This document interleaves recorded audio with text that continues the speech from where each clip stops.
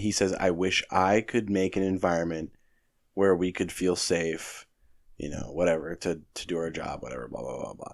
Like, you're not the guy to make that space anymore, dude. You have become that which you hate most. You either die the hero, or you live long enough to see yourself become the pedophile.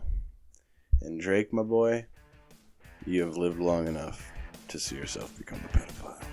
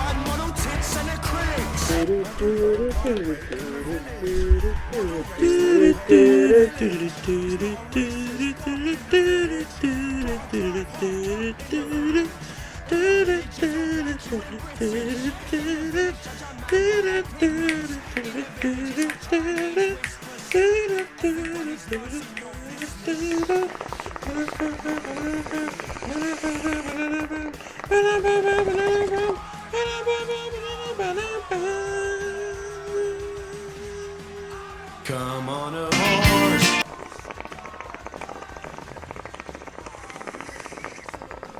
Come on a horse.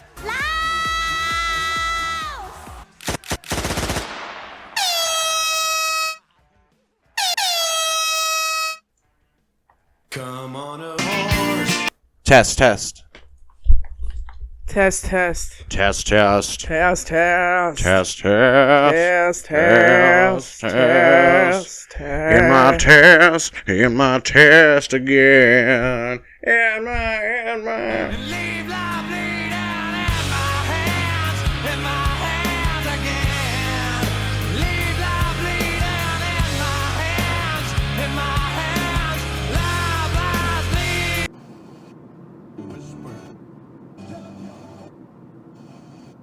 bleed. You are ridiculous. Well, he's so ridiculous that the Bears are going to bring somebody in there. Just want to be back.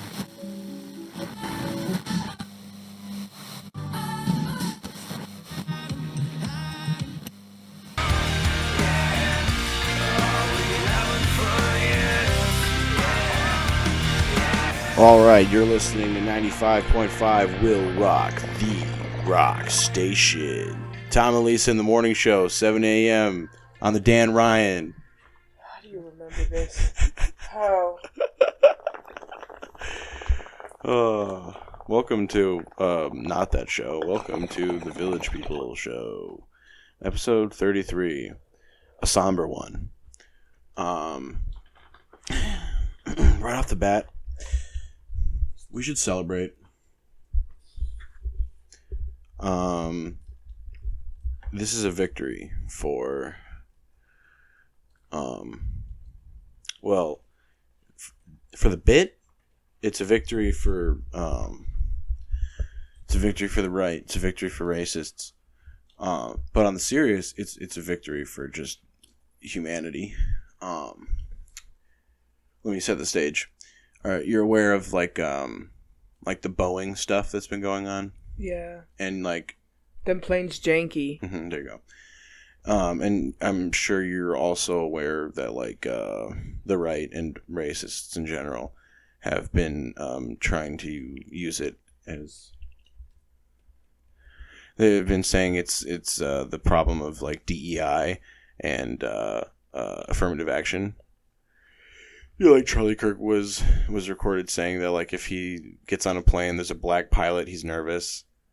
Just stuff like that. Basically, instead of the real reason that this is happening because Boeing is cutting costs because they're trying to make a profit, and that they're cutting regulations at their factories. People are blaming it on brown people flying planes and women flying planes. So there's been a lot of talk about diversity, equality, inclusion, and affirmative action, yada, yada, yada. Fast forward to this week, Daily Wire's diversity hire Candace Owens is fired. Stop. No. Was she really? Yeah. I'm sorry. So I didn't hear They've about got this. 2 women. She was the first, and she's black. There's no single other black person at the company. 1,000%. Well, now there's none. 1,000% in front of the camera. Behind the camera, maybe, but now there's none. Now there's none. But also, fuck Candace Owens. The status quo is returned. Yeah, fuck Candace Owens. Yeah, it's just pretty funny that she's unemployed. That's about it. I hate that bitch. One of the dumbest women to ever do it. What else? And that one bitch on the Supreme Court. What? Trump. What? Amy Coney Barrett. That's her name. What about it? I'm just another dumb bitch. Oh, just one. Oh, okay, we're just talking about dumb women. Mm-hmm. We could do I put a bad rep towards the women name. Yeah. They if anyone deserves to have their rights taken away, it's those two. Sorry, But yeah, I shouldn't know. Well, especially Amy, since she has directly helped. Yeah, more so Amy, but also it's just like I guess everyone deserves rights, but like just shut up. Candace Owens. I guess it is kind of a win for women's history that she was fired or quit during women's history. Oh yeah, you gonna hit that bong, girl. What else?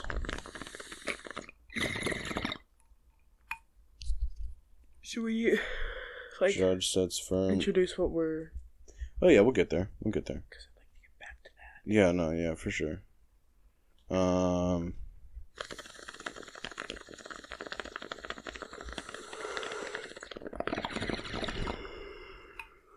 Yeah, no, I guess we'll just get right into it. We are exactly halfway through the Quiet on Set docuseries.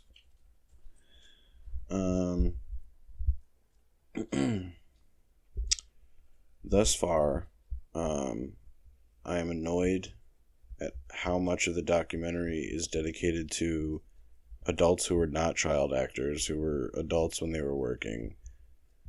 Just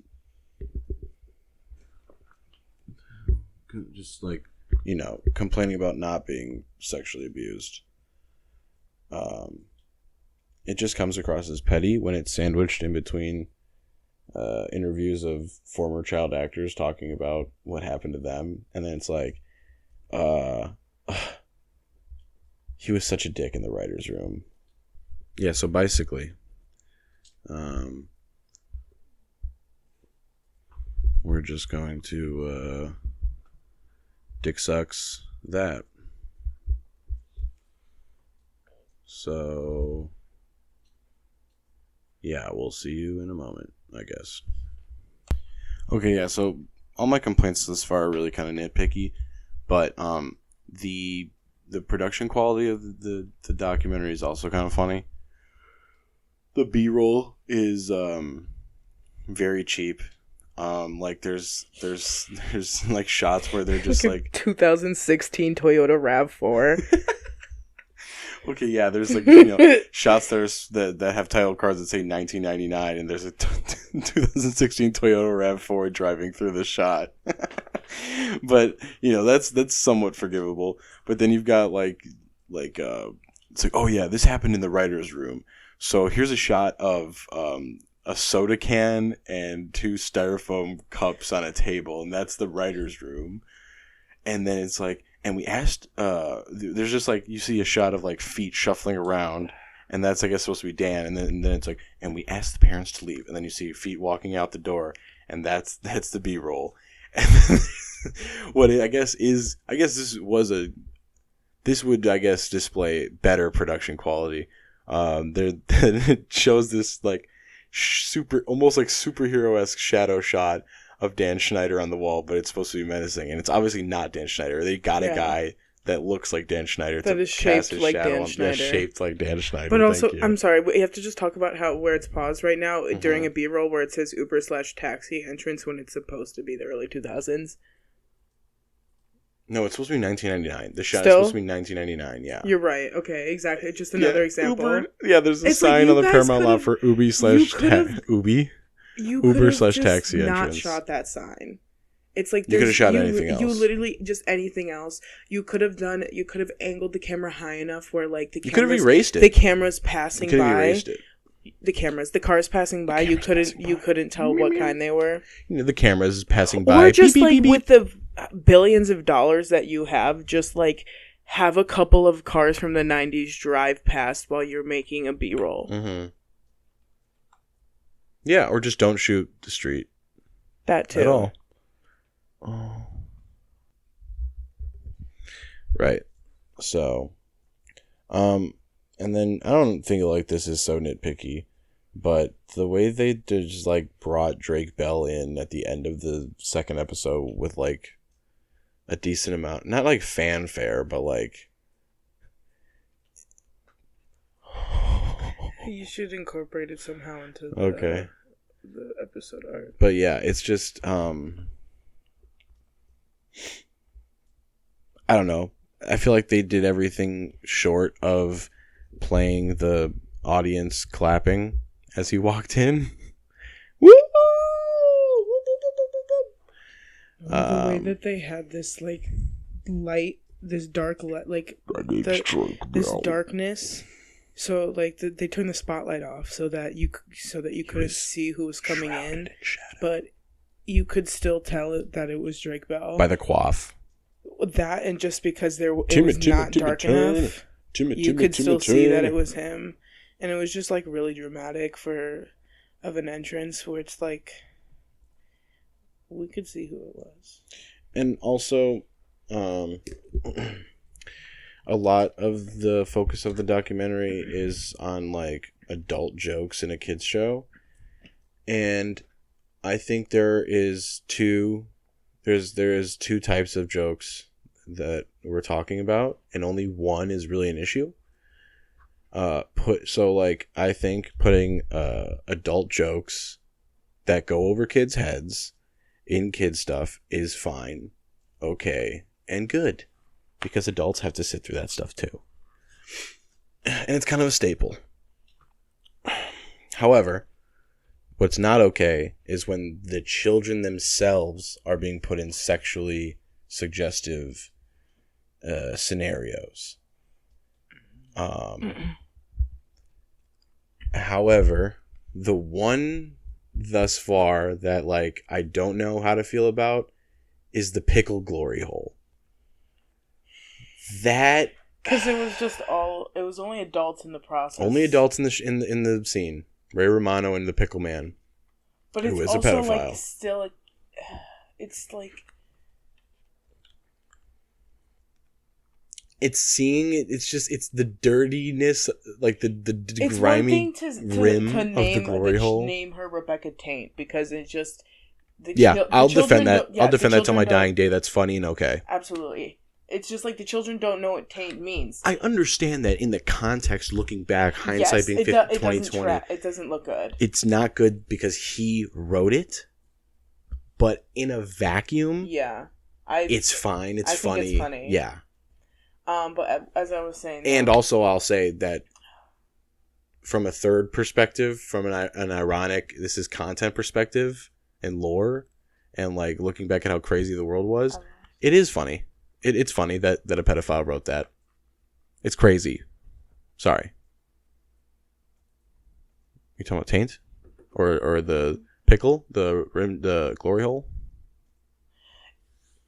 Yeah, it's just that like kids will hear Rebecca Taint and they're not confused. They just think sounds like Tate. Yeah, it sounds like a funny name, okay?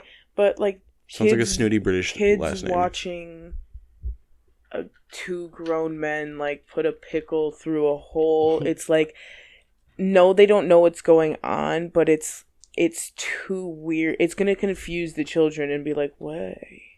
It's gonna be. It's too like I don't know. This is exactly what I'm saying. I don't know how I feel about it. Yeah. I don't see anything like there's nothing like explicitly like wrong happening to children.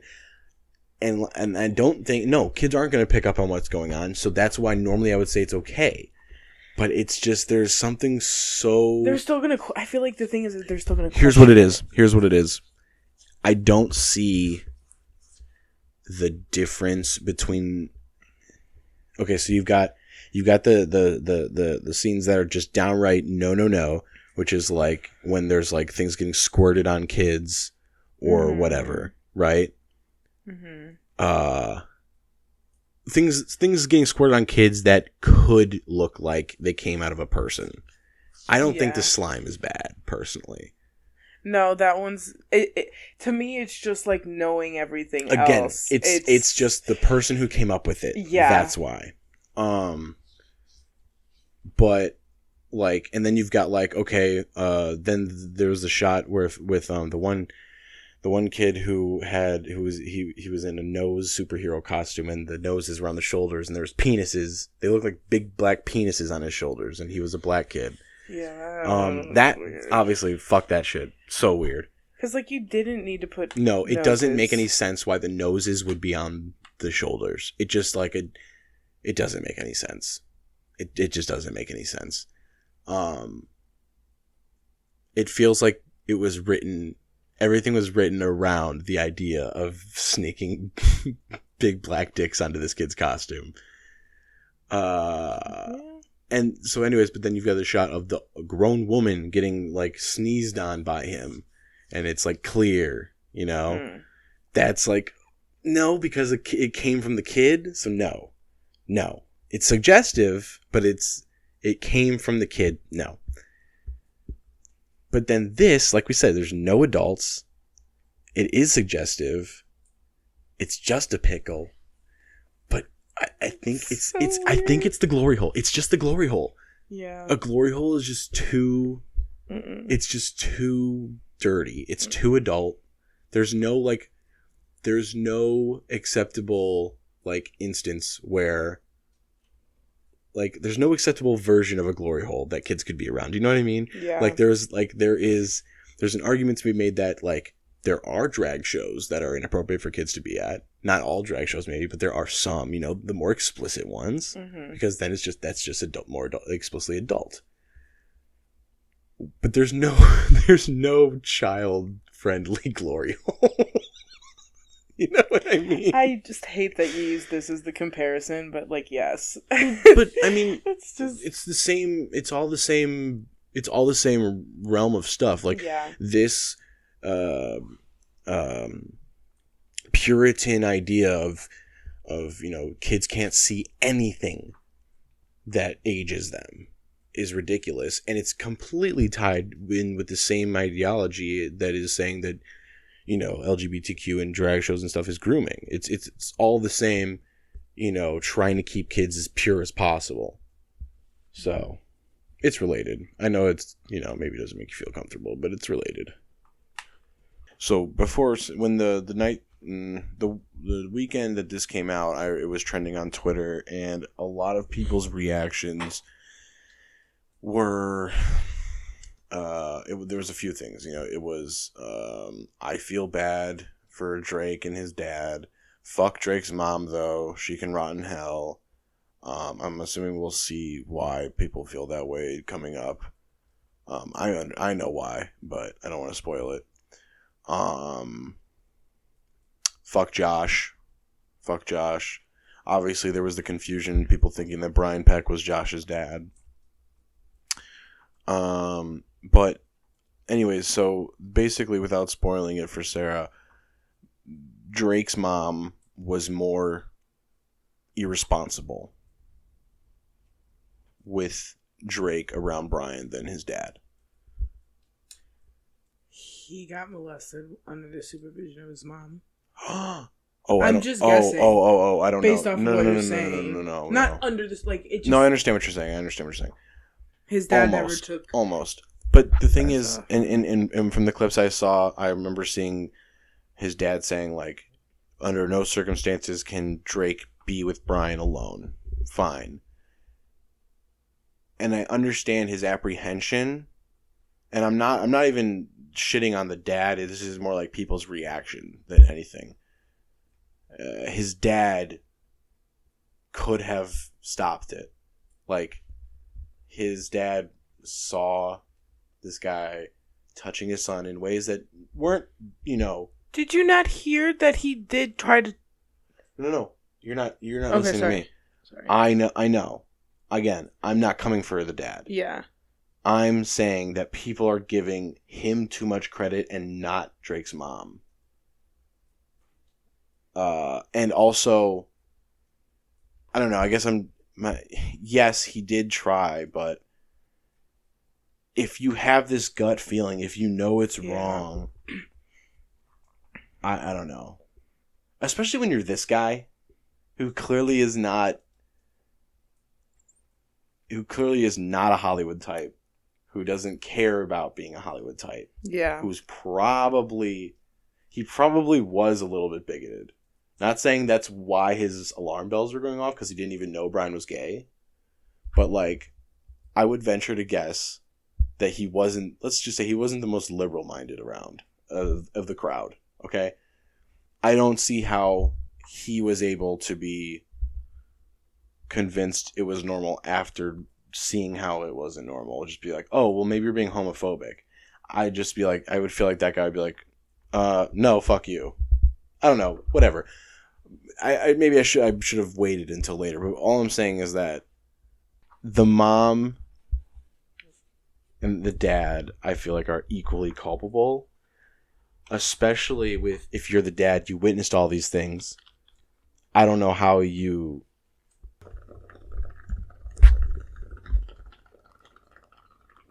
Me and I love going to Disneyland.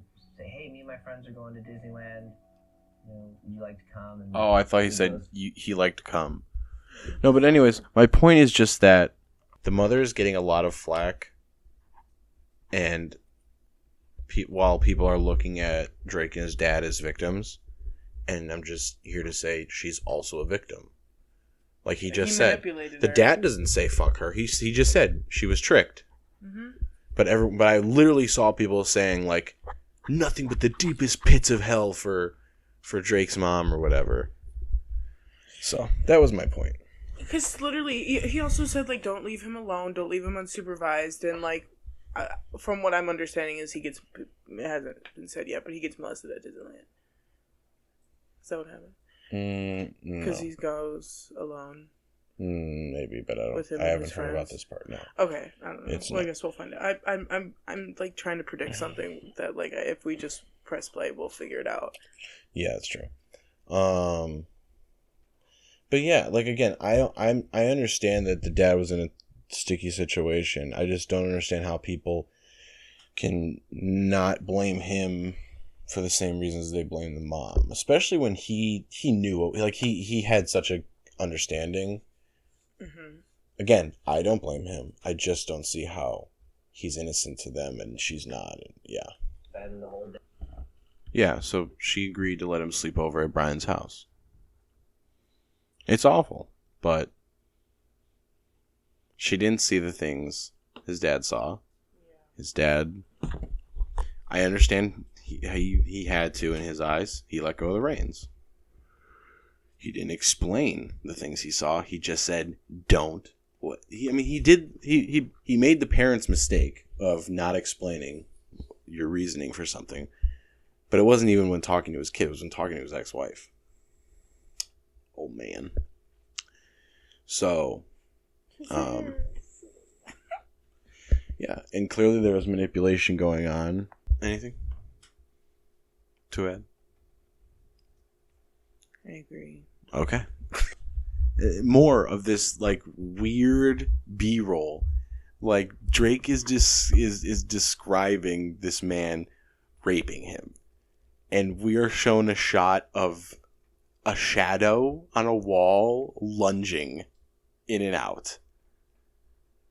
And then a door ajar. Like it's cheap and it's cheap both in production quality, but also in taste. It's so tasteless. Interesting to note that Timmy Turner came dressed in Cosmo colors and not Wanda. Or Cosmo and Wanda. Stop. Why are you saying that? What is the relevancy? None. So, you were saying how you thought maybe he had just texted an underage Drake Bell had just texted an underage girl. I did not know a lot of the details. Mm-hmm. I had heard something that, like, she lied about her age. She admitted to it. What I did not realize is that their relationship spanned years, starting when she was 12, ending at, I guess, 15. That's the other thing that, because we did talk about this off mic, we were saying how, yes, there are a select few amount of girls who just, puberty hits them like they're a lightning rod. And you genuinely could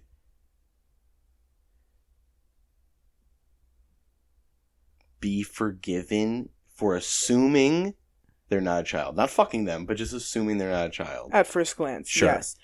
But that when relationship started at 12 and ended at 15. Not began at 15, but started at 12 and ended. I just, no. I just take that back.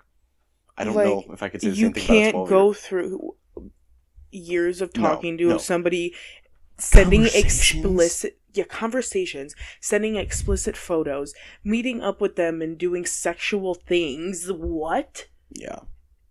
And I mean, it said meeting up in a hotel room and engaging in sexual conduct is what what the article read. And I mean, remember Nip Tuck? Christian knew the moment he was inside. Never mind. We gotta. Is that on the spreadsheet? Needs to be. It needs to be. Needs to be. It's been way too long. Back to it. But yeah, so this just feels like. Sorry, go ahead. Just like we were saying with like the fame and status of one and being like a 35-year-old man on top of it. It's just like, you think you would. No, he's 35 now. We don't know when this occurred. Probably could have been 10 years ago at this point. Oh. Not that that's any better. Whatever. 25. Anyways, regardless. 25. 25 and 12. Ooh, problematic age gap. Stop. Anyways, so like, I keep throwing me off and I keep forgetting. Gotta make it funny somehow. Why I thought this would be a funny topic, I don't know.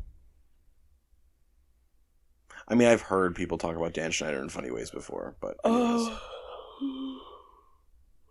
But yeah, just like you can't go through all that through getting to meeting up in a hotel room and engaging in sexual activity just to then be like, you lied about your age. It's like, why didn't you verify? I fucked every hole, didn't notice, and now you're telling me you're what? I feel so bamboozled. But yeah, all that aside, how can you have conversations for really any extended period of time, but years, and not be like, is this someone with an adult amount of life experience? You know? Yeah. Like, yeah.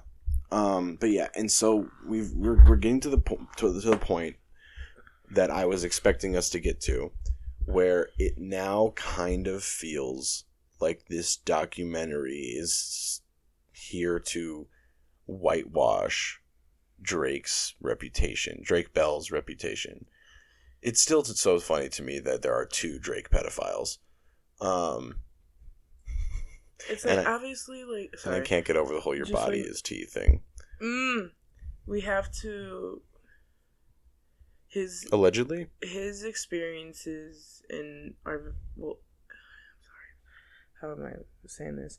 What he went through does not diminish anything. Like, he is still a victim, but Absolutely. at the end of the day, just because he went through this does not mean you can absolve him of things he does. Clearly, this is just proof that, I mean, he even has said it, that he didn't go to therapy after this. He didn't do that until adulthood. Mm-hmm. No, we haven't even confirmed that he's been in therapy. It was the other cast member of all that said he's been in therapy, or is in therapy right now. No. Drake said that he has never talked about what he went through outside of therapy. Oh, okay, yeah, okay. So, but he didn't That's specify assuming that when he one therapy's visit that his girlfriend's mom sent him to is not what he's talking about. But you would assume. Actually, it's not the case because they didn't find out that he was molested until way after. So yeah, you're right. What I was saying though is just he clearly didn't go to he didn't go to therapy until later in life, and his behaviors can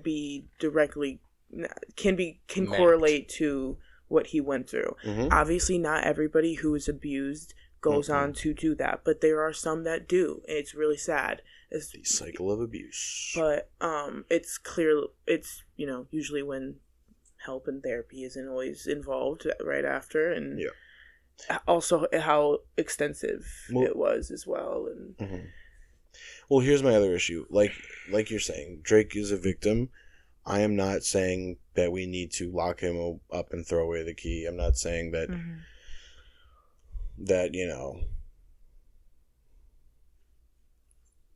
I'm not saying fuck. I don't want to hear about the things he went through. I'm not saying that at all.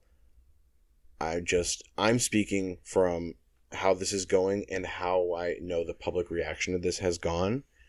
And especially with how this last episode just ended, I wonder if now we're going to enter into the Dan part of the whitewashing, because Drake just said that the only person who was there for him was Dan.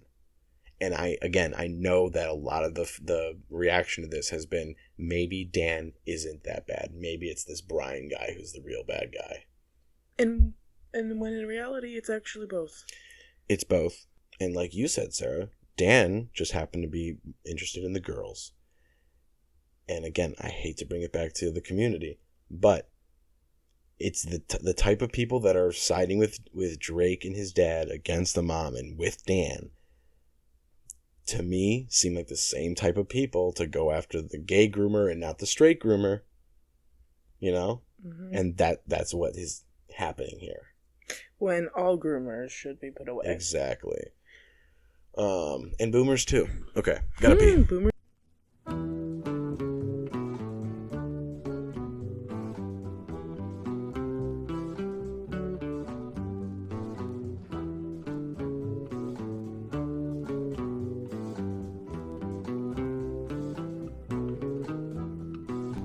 So another thing that this documentary and people are ignoring, and when you look up the people that signed this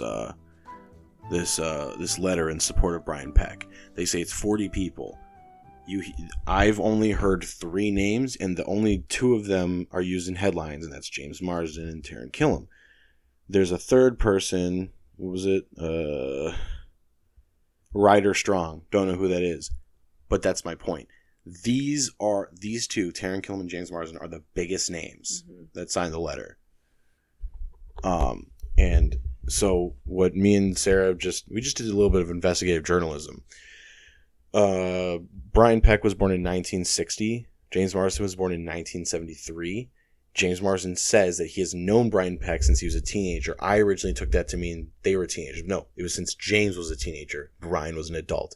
Taran is 11 years younger than James, only 4 years older than Drake, and was also on All That, I think, or one of these shows. Yeah, he's in the fucking biosphere. Pictures and shit. He's in the universe. Okay, these are like, and let me admit my bias. I like these 2 guys. Okay, but I also liked Drake Bell before his. Not like I was an active fan by the time his allegations came out, but I wasn't poised against him.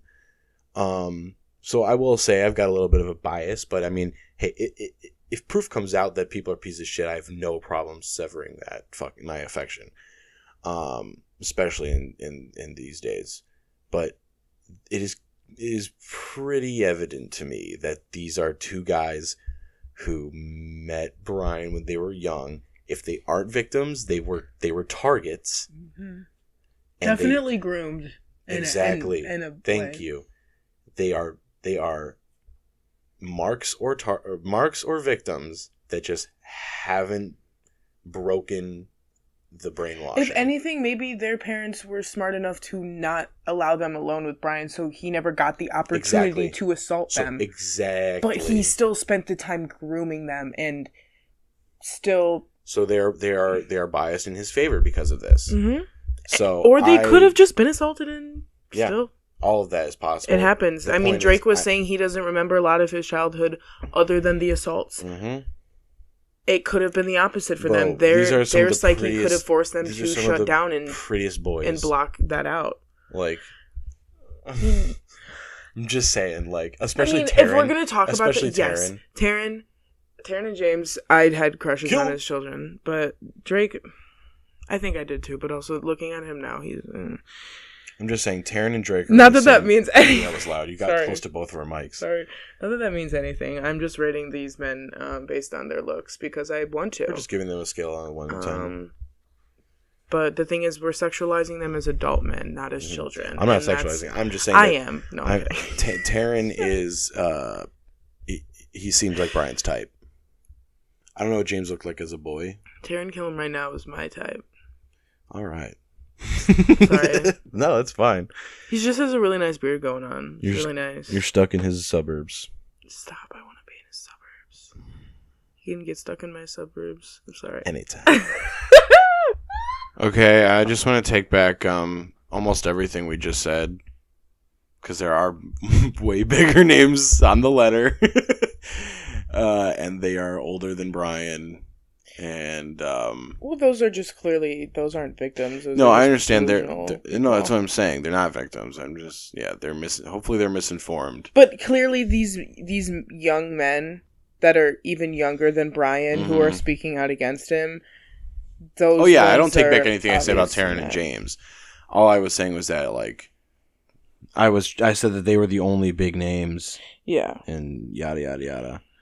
But listen, it clearly seems like this was just the pedophile mastermind, you know?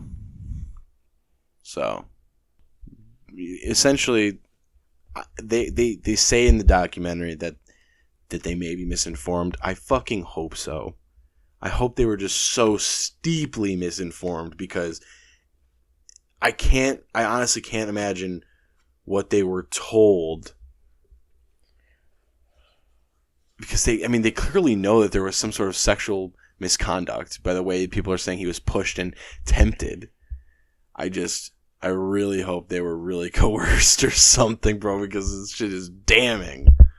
What that meant. Once I saw it again as an adult was when that memory came back. So I was like, oh.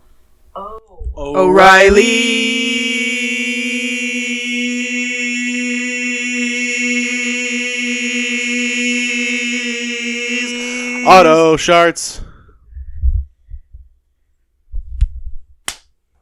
So yeah, we're nearing the end of this documentary, and all in all, they didn't really do a lot of Dan Schnieder apologia good, but I mean we're almost at the end here, and they just breeze past Drake Bell's accusations, going as far as to say, well, hey, he wasn't convicted of anything physical, just texts.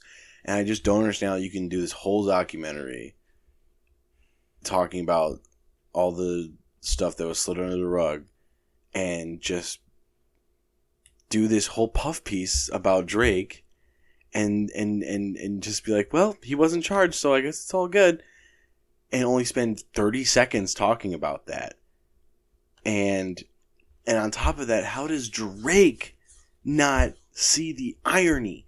Because he was just saying how, I wanted Brian Peck to go away for some time and make it so that he's never able to work again with kids. Well, after this documentary, I don't know about you, but I feel like Drake Bell is on his way to, he's back on the path.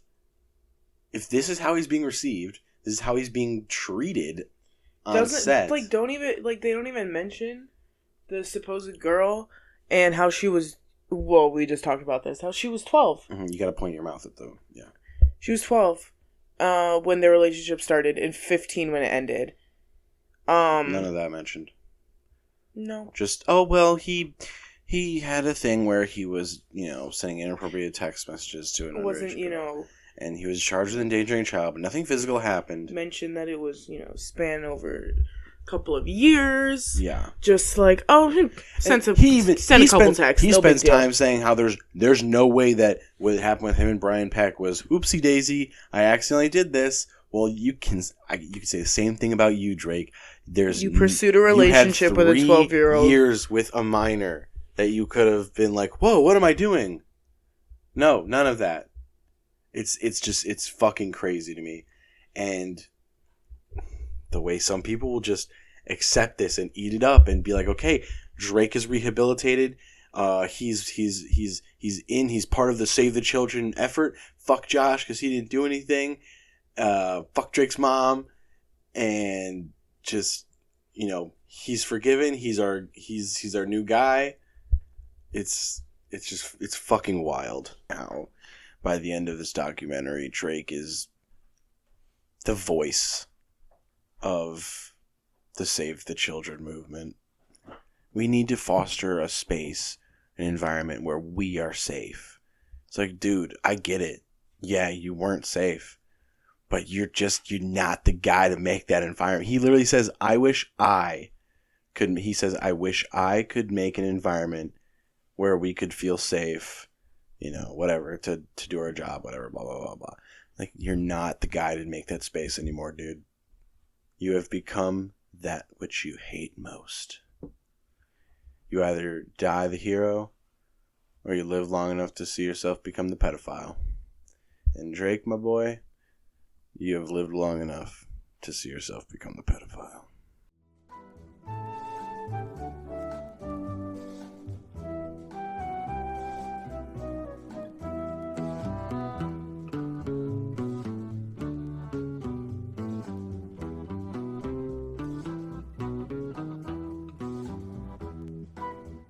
Yeah, so that was that. Hush up, you two. I'm told that there is season 2. But I just... Huh? Yeah. Which, again, I don't know. Like, yes, even a documentary about the most touchy of subjects is supposed to make money. But there's something, like, weird about...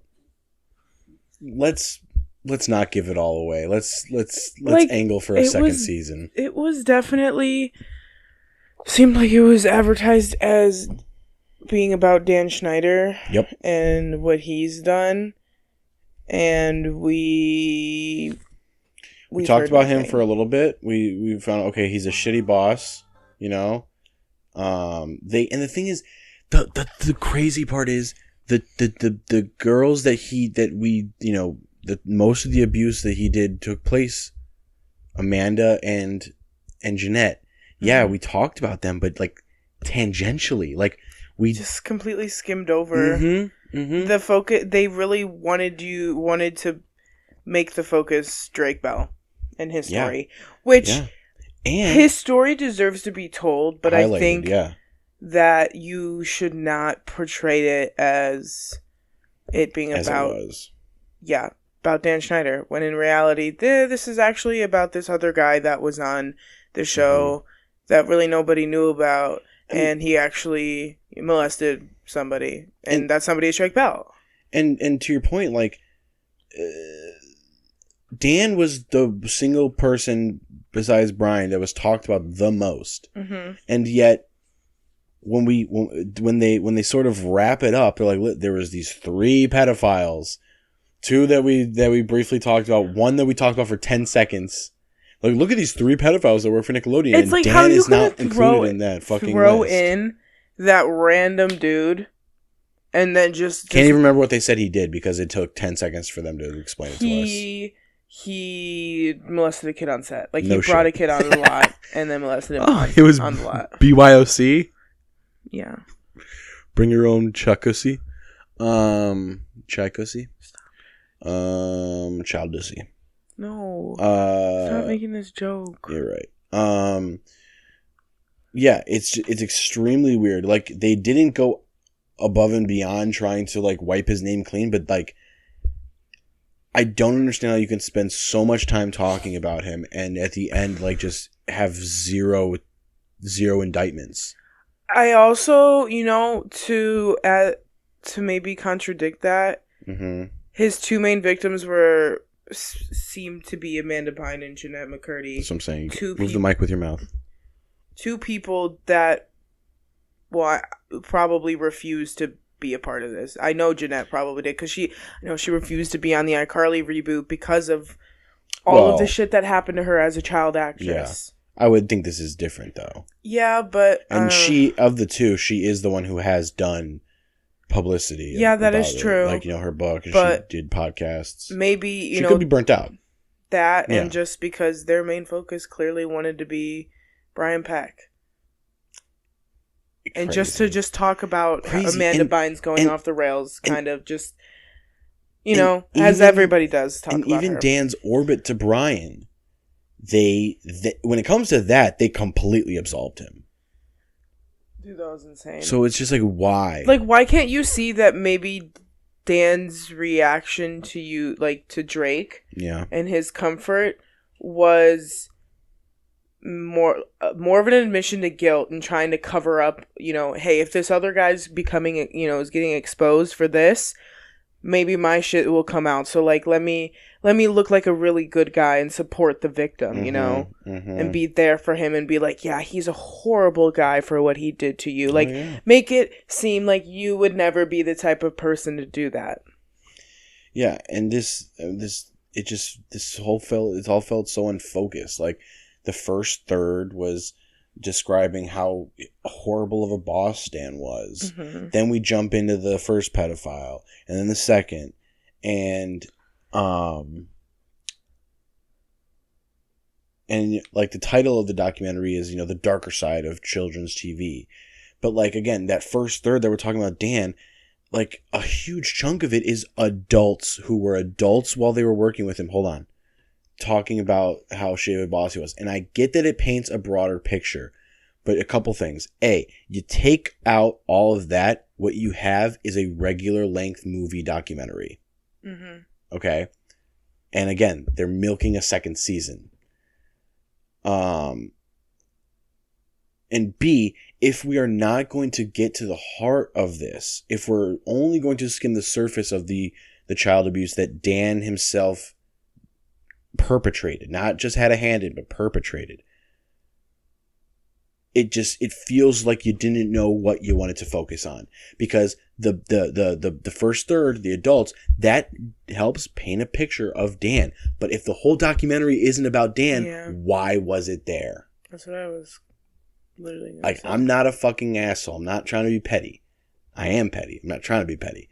But, like, and I said this to Liz earlier, if this was a documentary specifically about labor rights, which again tangentially is about labor rights, but only tangentially.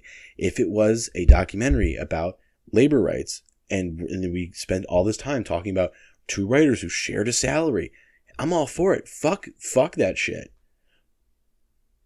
And if it's all about Dan, I understand how we're painting a picture about how shitty of an individual he is. But when you sum it all up, the documentary was not about indicting Dan. It was about kind of just throwing some shade at him and then saying, but, he did this and he did that. That was good. And it was about other people sharing the spotlight as far as, the perpetrators of this stuff. I just don't understand why all that time was focused on the lesser offenses of Dan if he isn't the prime suspect.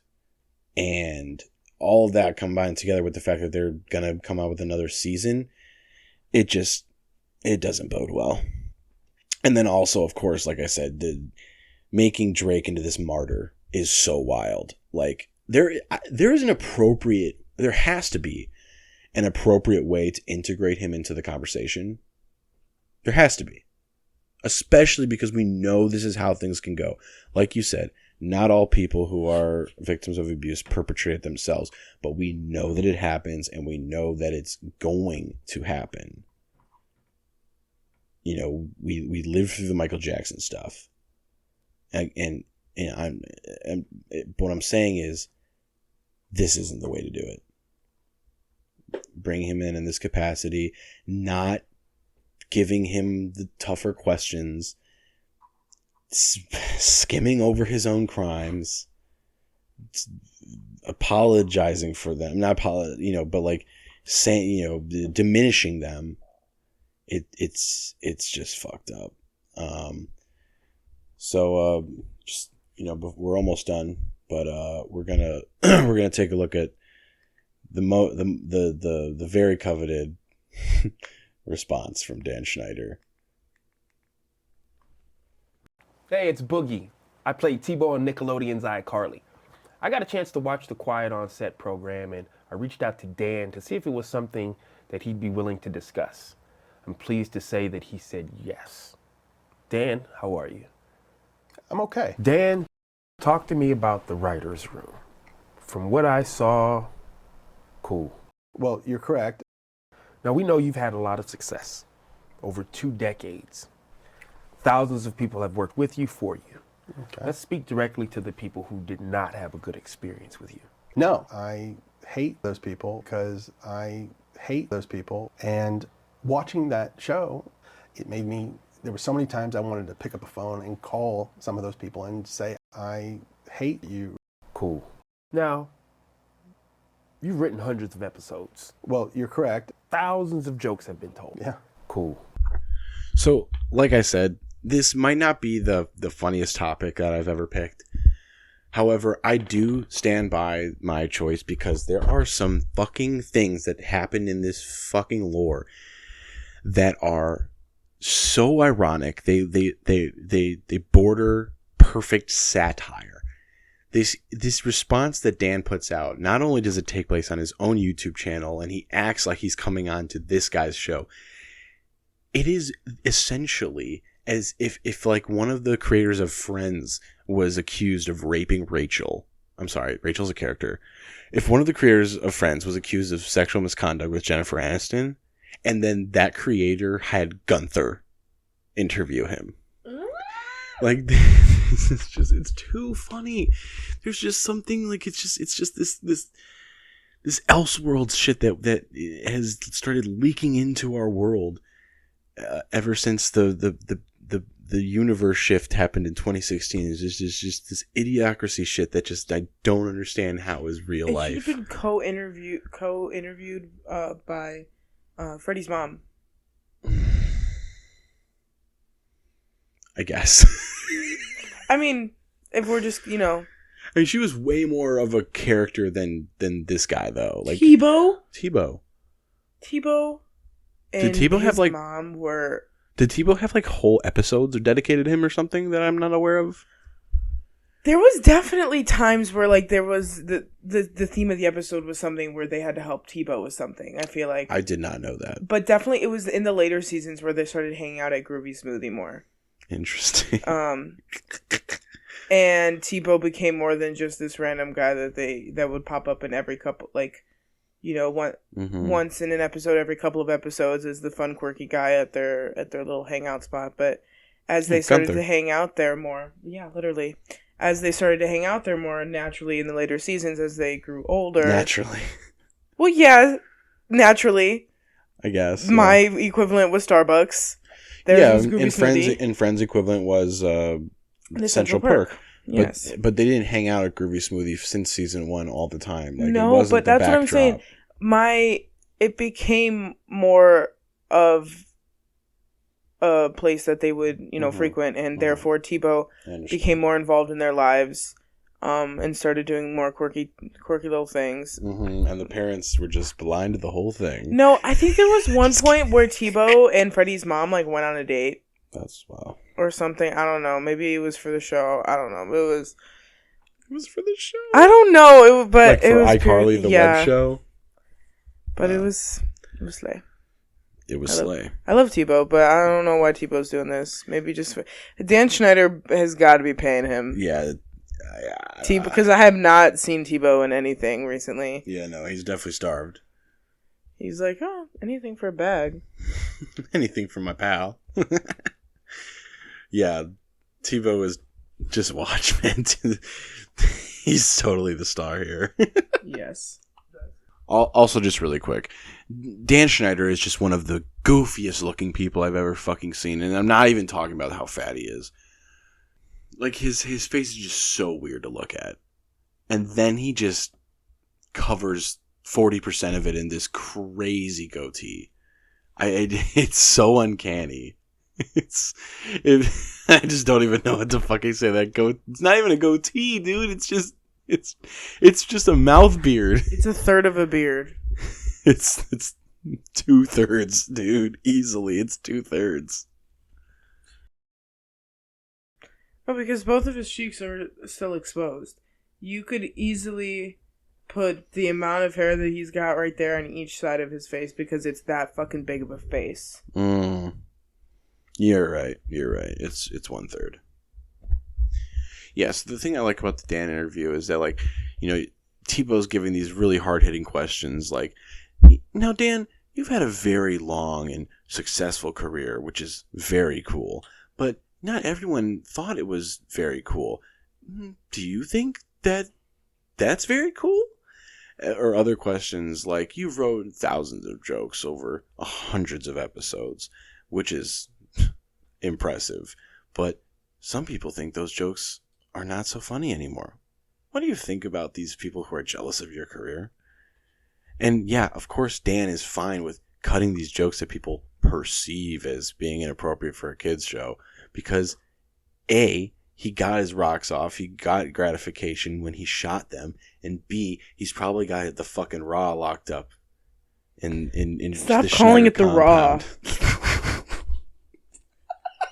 Like, I know it's raw footage, I know that's the term, but in this situation, it's just like, you'd be like, oh, I know he has the original copies. He's got the Raw, dude. But, like, no, you don't need to say Raw. Don't call it the Raw Oh when we're talking about fucking child Can you molesters smell here. what the Rock is cooking in Schneider's bakery? Yeah, anyways, you know he's got the Raw. Why does he... Dude, he really thinks... He is in character, Sarah. He is... Maybe not in Tebow, but he is in character in some form. I told you. This face. I told you.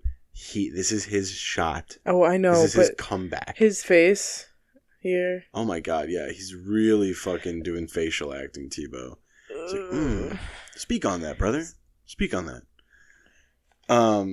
No, but I don't know if you recall, but so right now Dan and Tebow are mentioning how he did not have the power to greenlight every single joke, and that it was approved on 2 coasts. On 2 coasts. They said that in the documentary too. Like he thinks that, like, he was quoted as saying like we had approval from 2 coasts.